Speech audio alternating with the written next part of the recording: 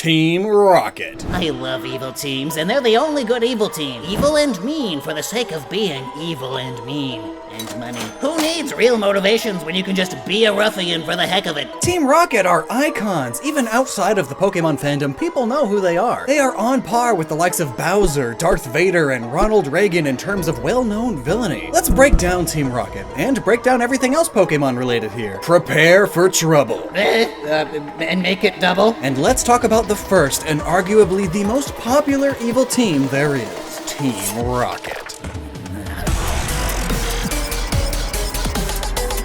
To kick things off, let's go over the basics, starting with just a review of who Team Rocket is. Really? Who doesn't know who Team Rocket is at this point? Yeah, you're right, but that's just the anime version of Team Rocket, which, while generally similar, are different from the Team Rocket shown in the games, and definitely different from the Pokemon Adventures manga. Plus, it's always nice to make sure to cover your basics. You never know when you'll come across small details you might have otherwise forgotten. Sounds like the writer needs to learn new tricks. In the anime, it seems Giovanni is the supreme leader of Team Rocket, with no discernible second-in-command, admins, or lieutenants, which is very different from his other incarnations. Jessie, James, and Meowth were never really high-ranking members either. They did get a promotion during the Gen 5 series of the anime, and they were given opportunities to lead a few operations, but they were never given any actual leadership position. The closest thing to a second-in-command for the anime version of Team Rocket would have to be Motori, who is Giovanni's secretary. Other than that, though, it's just a one-man show. In the games, however, Team Rocket was the criminal organization from the original Kanto and Johto games. They were led by Giovanni, who was also secretly the Viridian City gym leader. Though I guess he was also kind of that in the anime, but it wasn't quite as apparent. One big difference, though, is that now there are two admins who were revealed later in Heart Gold and Soul Silver to be Archer and Ariana. And then, during the Johto games, Team Rocket returns, being led by Archer and Ariana as executives, followed by two new executives, Proton and Petro. Aside from the usual grunts, they also included a lot of scientists among their ranks, a few of which either used to work for Silph.Co or still did work for them undercover, which is partly why Team Rocket gained access to the building, according to a couple of them that you battle with. They also, for some reason, recruited jugglers, which might have to do with the fact that they were originally called, gypsies, which were always associated with thievery. Gen 1 was certainly a product of its time. It's no wonder that they, kind of changed some words in, the later stuff. But in the Pokemon Adventures manga, Team Rocket even included a few of the other Kanto gym leaders among their ranks. Lieutenant Surge, Koga, and Sabrina were lieutenants known as the Team Rocket Elite Trio. At least this trio was way more competent than those numbskulls from the anime. They managed to capture all of the legendary birds and use them against the heroes. And they even fused them together. Admittedly, that is kind of cool. And something you don't see every day in any Pokemon media. And Blaine was also a part of Team Rocket, and was revealed to be the one who created Mewtwo.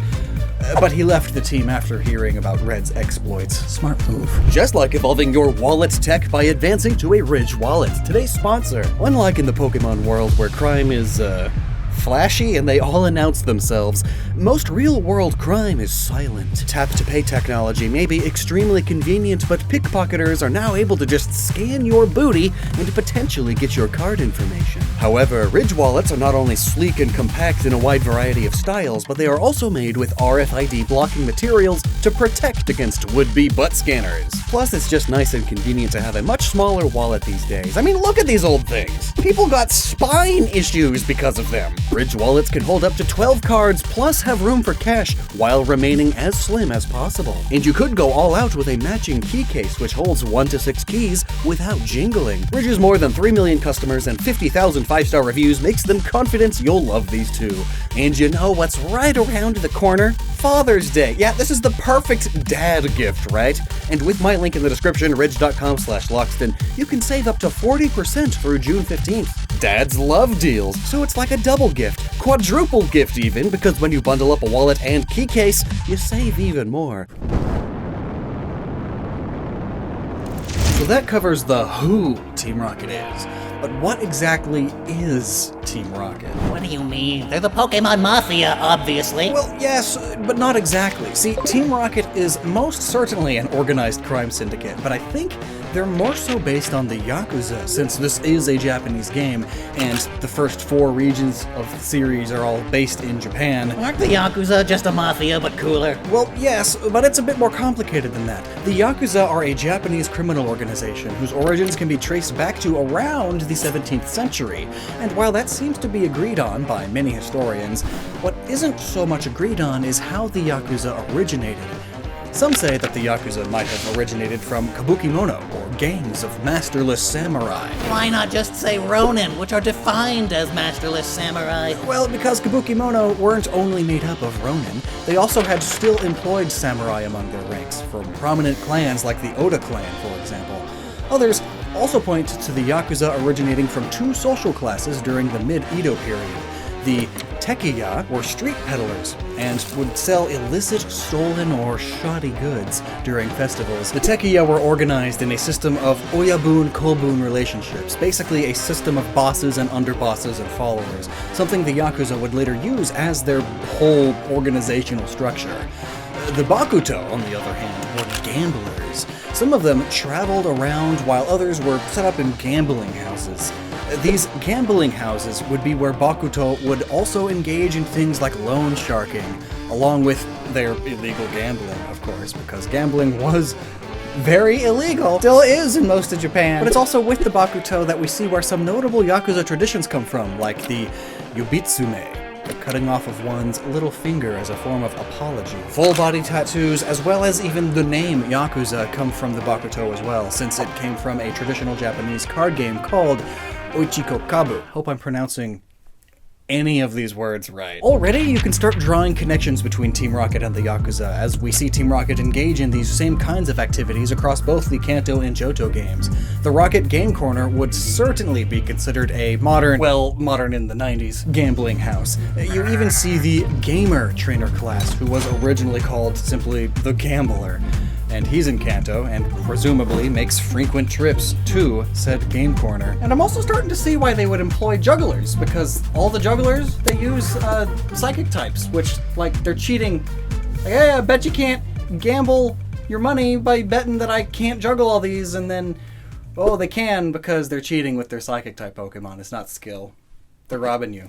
Suckers. You've been gypped. The other thing Team Rocket is known for is smuggling, like the fossils from Mount Moon and the Slowpoke tails from Azalea Town. They also just straight up do Pokemon trafficking, like with selling a whole live Magikarp. A lot of these things can be traced back to the Tekiya and Bakuto origins of the Yakuza for sure, but Team Rocket, or rather Giovanni himself, seems to also engage in a more modern Yakuza-associated practice called Sokaya, which is a form of extortion that's unique to Japan, separating Yakuza from your generic mafia. Don't most mafia engage in extortion? Yes, but unlike your regular everyday extortion, which often would include threats of property destruction, Sokaya is more about threats of blackmail, public humiliation, and the like. These typically take place during a Japanese company's annual meeting, where the party engaging in Sokaya disrupt the meeting and attempt to publicly embarrass said company until their demands are met. This is probably what Giovanni was in the middle of doing during Team Rocket's raid on the Silphco building. And speaking of Team Rocket's attack on Silphco, it seems that particular event might have been inspired by a real-life event that happened in Japan on August 30th, 1974. There was a bombing of Mitsubishi Heavy Industries headquarters in the Chiyoda ward of Tokyo. Now, admittedly, this wasn't perpetrated by the Yakuza, but instead by a radical far-left organization called the East Asian Anti-Japan Armed Front, but I can't help but see some kind of connection here with the fact that it was an attack on the headquarters of a company that produces goods like electrical equipment and electronics similar to Silphco, and that it took place in Chiyoda, Tokyo, which is the same part of the city that inspired Saffron City, but that should for sure be taken with a grain of salt. But another extra detail, while Giovanni's name was made Giovanni in the English games, likely to further invoke the idea of a mafia mob boss, seeing as Giovanni is an Italian name, in Japanese, he's named Sakaki, which means divine tree, which, I mean, that's a somewhat uncommon name in Japan, but interestingly, the name Sakaki is used in other media similarly. For instance, the Japanese TV series My Boss, My Hero has Sakaki Makio as a Yakuza boss. Sakaki is the delinquent school bully who acts like a Yakuza in Lost Judgment, and there's also the whole Sakaki family in the Yakuza game series. And even little things like one running gag in Azumanga Daioh where the soft and kind Sakaki is often mistaken for a gangster delinquent or daughter of a Yakuza member. In Battle Royale, Yuko Sakaki is a troubled girl who gets a bit killing happy after her abusive dad is killed by the Yakuza, and all of this may stem from the Japanese city of Sakaki in Nagano, which apparently has had a lot of Yakuza activity in the past century. So the name Sakaki sort of has these connotations, you know? Also, Japan has named 2 of their destroyer warships Sakaki, which is worth mentioning as Giovanni's outfit in Gen 5 resembles the Japanese Major General outfit of the 1930s, the same time period that these ships were used. And also, at least in the mid-20th century, the Yakuza was made up of a lot of ex-military folks, as the Yakuza gained a lot of power in the aftermath of World War II. And thinking about it, the original Pokemon games take place only 50 years after the real-world World War II. And there's that alluded to Kanto War. That's potentially inspired by World War II itself as well. 50 years is just enough time to say that Giovanni's mother formed Team Rocket in the war's immediate aftermath, and he later took over, which is exactly what the anime says happened. Team Rocket was founded and led by Giovanni's mother, Madame Boss, meaning, just like the Yakuza, the leaders are mainly all from one family, and the leadership role is passed down to their offspring. And possibly also, Team Rocket gained a lot of its power and influence immediately after the Kanto War. How perfectly fitting of a Yakuza-inspired organization. No question, though, why is Team Rocket? What? Why? Like why Team Rocket does what they do? Predictable. Thankfully, it's easy at first. They literally say what they're all about in their headquarters. Steal Pokemon for profit. Exploit Pokemon for profit. All Pokemon exist for the glory of Team Rocket. They're just your average, greedy, criminal organization. You don't even have to specify criminal there. Yeah, but like, isn't this just another way of saying they're generic? Especially when you compare them to the other evil teams? They don't need to be anything else. They're just the Yakuza, as you've so clearly explained. None of this overwritten world-ending crap from the other teams. You say that, but the world-ending schemes have always been more memorable compared to Team Rocket and their Saturday morning cartoon antics. I mean, you've got Team Magma nearly burning the world, and Aqua almost causing a biblical flood. By accident, mind you. You have Team Galactic with Cyrus literally looking to end the universe and remake it in his own image. And then you have Chairman Rose, who out of nowhere tried to bring about an apocalypse as a solution to an energy crisis that will happen 1,000 years in the future. Okay, you definitely have a point with that one. But still, Team Rocket certainly may have been pretty cool in the beginning, but looking back now, they seem pretty generic. Though I will admit, Team Rocket in the Adventures manga was pretty bombastic. I mean, come on. Zap Molkuno? Blaine creating Mewtwo using a part of his own DNA? Heck, Koga in the early chapters used a Rhyhorn, struck it with a syringe with what I can only imagine is concentrated rare candies, and just evolved it into a Rhydon. Some pretty hardcore stuff. And then the family drama. Giovanni has a son, Silver. And who's the mother? It's never explicitly stated, but it's implied to be Team Rocket admin Ariana for reasons we explain in this video here. But, like, how fitting for a crime drama. And now it's my favorite time. Bonus facts! Giovanni is the only Pokemon trainer with the boss trainer class. He's the one and only boss in history, it seems. He's also the only Rocket boss and Team Rocket boss, but that's kind of a given. The Team Rocket executives all have very fitting names themselves too. Proton is the name of Russia's expendable launch system, a family of rockets, essentially. Petrel not only sounds like petrol, which is fuel, like rocket fuel, but it's also the name of a kind of British-sounding rocket. And an archer is not only a guy who shoots arrows into the air, but it's also a class of Soviet air-to-air missile. And Ariana comes from Ariane, yet another rocket family, an expendable launch system from the ESA. And then, Jessie and James, well, their names together make Jesse James, a famous American outlaw from the Old West. How perfect! But speaking of them,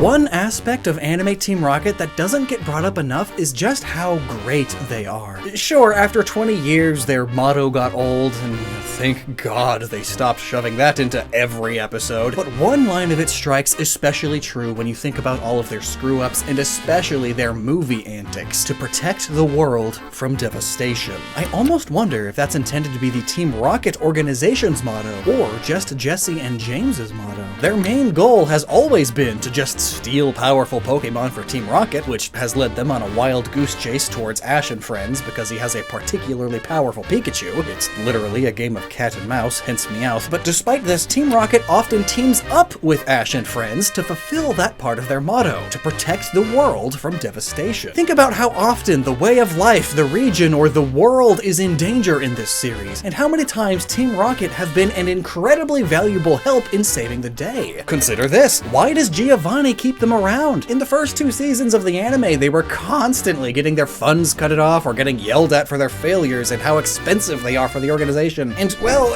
as a Sindri42 puts it, as terrible as they've always been at criminal endeavors, when the apocalypse approaches and they're forced to step up, they're really good at saving the day. And Giovanni is over here like, hey, if the planet gets destroyed or time and space becomes unrecognizable or civilization collapses, there's no way for me to run a profitable criminal enterprise. I need this planet. It's where I keep all my stuff. And for whatever reason, these 3 bumbling idiots have somehow saved the world more than a dozen times. These guys aren't really thieves, they're professional superheroes. Sponsored by organized crime. But of course, Giovanni would never actually tell them this. It might mess up the magic. Bumbling idiots and all. Your job is to follow Ash and save the world. Of course, on it! And then one day, while trying to save the world, they fail spectacularly, but capture Pikachu.